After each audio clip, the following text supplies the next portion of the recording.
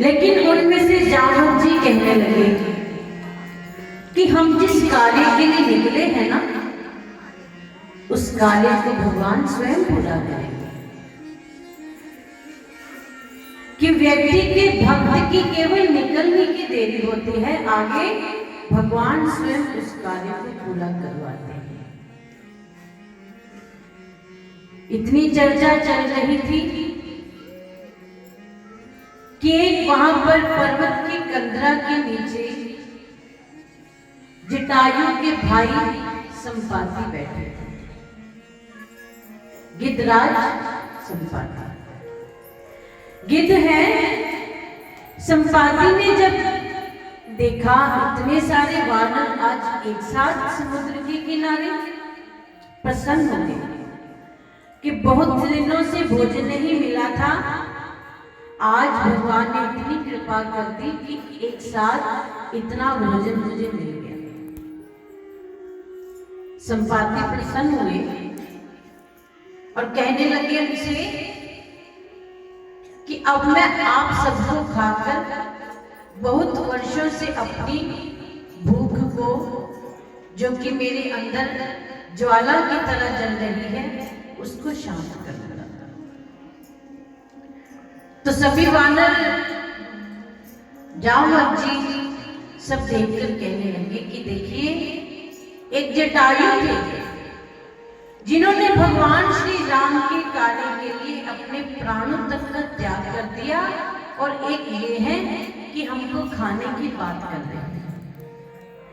तो संपाति ने जब जटायु का नाम सुना, संपाति कहने लगे कि जटायु, ये तो मेरा भाई है, इसके प्राणों को क्या हुआ? तो सबने बताया कि आपके भाई जटायु ने राम जी की सेवा के लिए अपने प्राणों को त्याग दिया। तो संपाति रोने लगे और उनके क्रियाक्रम को पूरा किया संपाति ने, और अपनी बात बताने लगे कि एक बार हम दोनों सूर्य की तरफ उड़ने लगे। तो क्या हुआ, सूर्य के तेज के कारण जटायु तो नीचे पहले ही आ गया, लेकिन मैं सूर्य के पास बिल्कुल चला गया तो क्या हुआ, मेरे पंख जल गए। तब एक चंद्र नामक मुनि ने कहा था कि जब आपको भगवान श्री राम के दूतों का दर्शन होगा, तब आपके नवीन पंख आ जाएगा। तो जामवंत जी कहने लगे कि हम सब रामदूत ही हैं।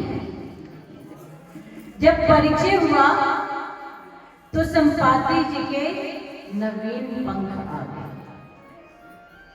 तो जामवंत जी कहने लगे कि आपका कार्य तो हो गया, अब आप हमारी भी कुछ सहायता कीजिए। तो संपाति कहने लगे कि मेरी गिद्ध दृष्टि है, मैं आपको देखकर बता सकता हूं, आपको ये जानकारी दे सकता हूं कि जिनको आप ढूंढने आए हैं वो कहां है।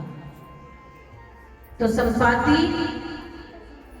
एक पर्वत पर चढ़कर देखने लगे। तो उन्होंने क्या देखा और बताने लगे कि वो देखो, मैं दूर से तुम्हारी मां जानकी को देख पा रहा हूं कि वो समुद्र में एक त्रिकूट पर्वत पर एक राज्य है लंका का, वहां पर एक वाटिका में अशोक पेड़ के नीचे बैठकर रो रहे हैं। सबको जब पता चला, सभी वानर नाचने लगे, प्रसन्न हो गए। संपाति कहने लगे कि मैं आपकी और सहायता कर तो देता, लेकिन मैं वृद्ध हो गया। आपको बस इतना बता सकता हूं कि वहां तक कौन जा सकता है, क्योंकि जब सबने देखा, संपाति ने बताया कि मां जानकी यहाँ से 100 योजन दूर समुद्र के उस पार पर। तो संपाति कहने लगे कि जो यहाँ से एक छलांग लगाएगा और 100 योजन की दूरी पार करेगा वो वहां तक जा सकता है। अब सभी वानर उदास हो गए कि एक छलांग में 100 योजन की दूरी कैसे पार हो सकती है। यदि नहीं पहुंचेंगे तो समुद्र में गिर जाएंगे। सभी उदास होकर इधर उधर देखने लगे कि क्या किया जाए, कौन जाएगा। सभी आपस में बताने लगे, बातचीत करने लगे। एक वानर बोला कि एक बार मैंने 20 योजन की छलांग लगाई थी। तो इतने में दूसरा बोला कि तुमने 20 योजन की लगाई थी, मैंने एक बार 30 योजन की लगाई थी। इतनी देर में एक और वानर बोला कि मैंने तो एक बार 50 योजन की छलांग लगाई थी। सब आपस में लगे हैं बातचीत करने, लेकिन बात कब बनेगी जब कोई 100 योजन दूर जाएगा। 20, 30, 50 से तो बात बनने वाली नहीं है।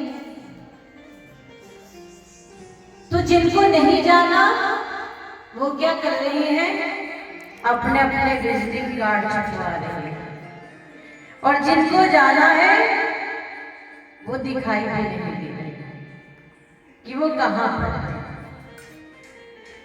जब 50 योजन तक बात हुई तो अंगद जी उनमें से वो कहने लगे कि मैं 90 योजन तो चला जाऊंगा, लेकिन उसके बाद नहीं। तो जामवंत जी कहने लगे कि 10 योजन और कोई आकर थोड़ी पार करेगा। और जामवंत जी कहने लगे कि जाइए आप जाकर हनुमान जी को देखिए, वो कहां है।